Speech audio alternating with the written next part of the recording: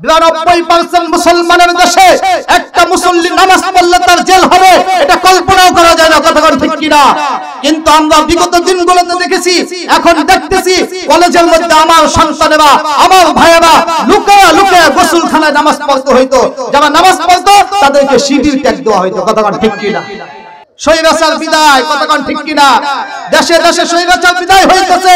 ভবিষ্যতেও যারা আসবে তারাও যদি এই পরিকল্পনা নিয়ে আসে, বাংলার মানুষ জানতে শিখেছে, আপনাদের ঠাঁই হবে না। কথা ঠিক কিনা? সুতরাং সাবধান হয়ে যেতে হবে। এটা শাহজালালের ভূমি, শাহপরানের ভূমি।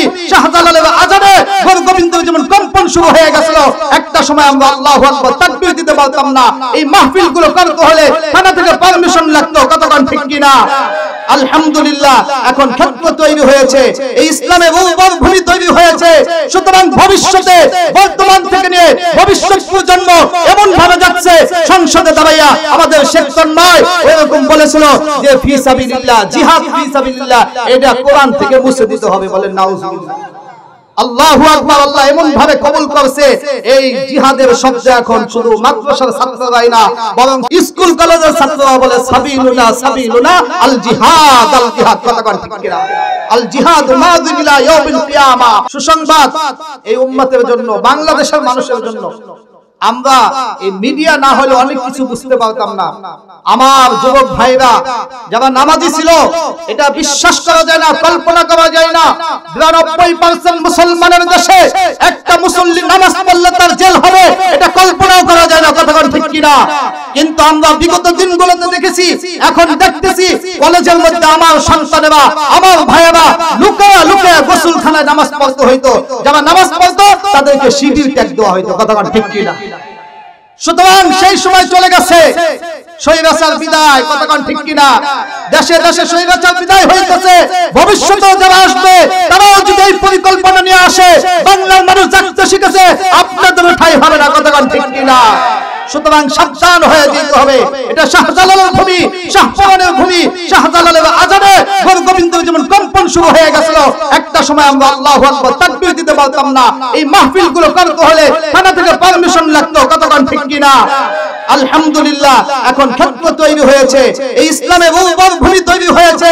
সুতরাং ভবিষ্যতে বর্তমান থেকে নিয়ে ভবিষ্যৎ প্রজন্ম এমন ভাবে যাচ্ছে, সংসদে দাঁড়াইয়া আমাদের সেক্টর নয় এরকম বলেছিল যে ফি সাবিলিল্লাহ, জিহাদ ফি সাবিলিল্লাহ, এটা কোরআন থেকে মুছে দিতে হবে। বলেন নাউজুবিল্লাহ।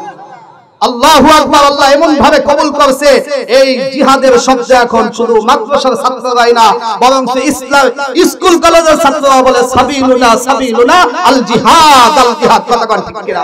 আল জিহাদ মাযিন ইলা ইয়াউমিল কিয়ামা। 20 বছর পর্যন্ত ওই আমেরিকার বোমা বিমান দিয়া মুসলমানদেরকে, আফগানের মুসলমানদেরকে ধ্বংস করার চেষ্টা করছে। আফগানের মুসলমানেরা পাহাড়ে লুকায়া লুকায়া আল্লাহর জমিনে আল্লাহর দ্বীনকে প্রতিষ্ঠা করার চেষ্টা করেছে। 20 বছরের চেষ্টায় ওই বিশ্ব মুসলমান উলামায়ে কিরামকে, আফগানের মুসলমানকে হটাইতে পারে নাই। কথা ঠিক কিনা? সুতরাং আর সুযোগ নাই, আর সুযোগ নাই। ইসলামের অপব্যাখ্যা করবে, ইসলামকে নিভিয়ে দেওয়ার চেষ্টা করবে। ইউরিদুনা ইউতফিউ নূরাল্লাহি বিআফওয়াহিহিম ওয়াল্লাহু মুতিম্মু নূরিহি ওয়ালাউ কারিহাল কাফিরুন। আল্লাহ যে ইসলামের আলোকে জ্বালাইছেন, এটাকে যারা ফু দিয়ে নেভানোর চেষ্টা করবে, আল্লাহ তাদের চিরদিনের জন্য নিভিয়ে দিবেন। কথা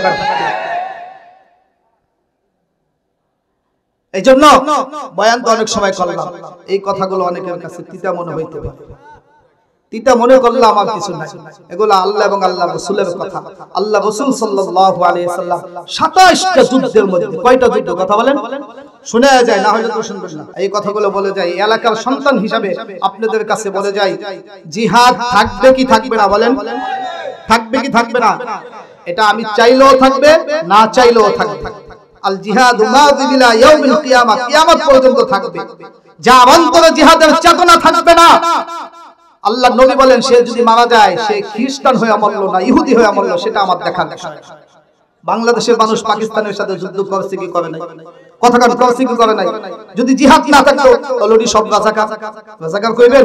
এই কয়েকদিন আগে মুক্তিযোদ্ধার গলার মধ্যে জুতা দিছে, পুরো দেশ গরম হয়ে গেছে। কেন? যে উনি দেশ স্বাধীন করেছেন, জিহাদ করেছেন, এই জন্য নাম সম্মান। সুতরাং ওটা ওই জিহাদে যদি সমস্যা না হয়, কোরআনের জিহাদে তোমার তো সমস্যা কোথায়? কারণ তোমার শরীরের মধ্যে কোরআনের জিহাদের কথা বললে যদি চুলকায়, তাহলে মনে করবে ফেরাউনের কিছু রক্ত পাইছে। আবু জাহেলের কিছু রক্ত তুমি পাইছো, সুতরাং ভবিষ্যৎ প্রজন্মকে আল্লাহর জন্য, এই আল্লাহর জমিনে দ্বীন প্রতিষ্ঠা করার জন্য ভবিষ্যৎ প্রজন্মকে তৈরি করতে হবে। রাজি আছি আমরা? ভয়ের কিছু নাই।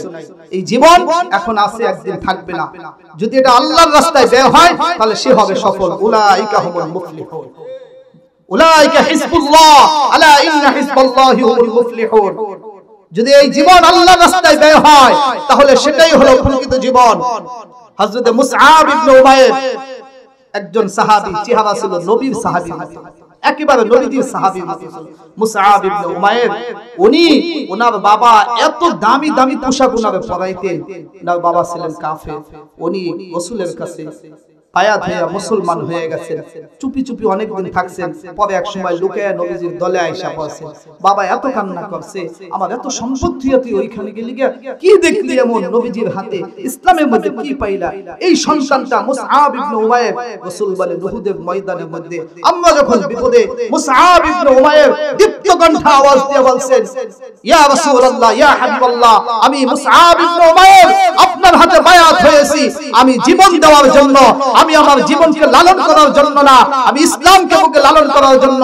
নবীজি বলেন মুসআব ইবনে উমাইর এত সম্পদের মালিক ছিল, এত জামা কাপড়ের মালিক ছিল, উনি যুদ্ধে যায় শহীদ হয়ে গেলেন উহুদের ময়দানে। যখন ওনাকে দাফন করব, কাফন পরাবো, কাপড় পাইতেছিলাম না।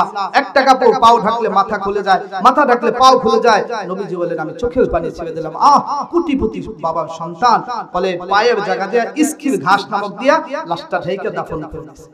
এই যদি আমরাও যাওয়া আছি, আমরা যদি আল্লাহর জন্য জীবন দিয়ে দিই, এই জীবন থেকে চক্ষুটা বন্ধ হইলেই আল্লাহ তাআলা আমাদেরকে ওই রকম শাহাদাতের মর্যাদা দান করবেন। বলেন আমিন।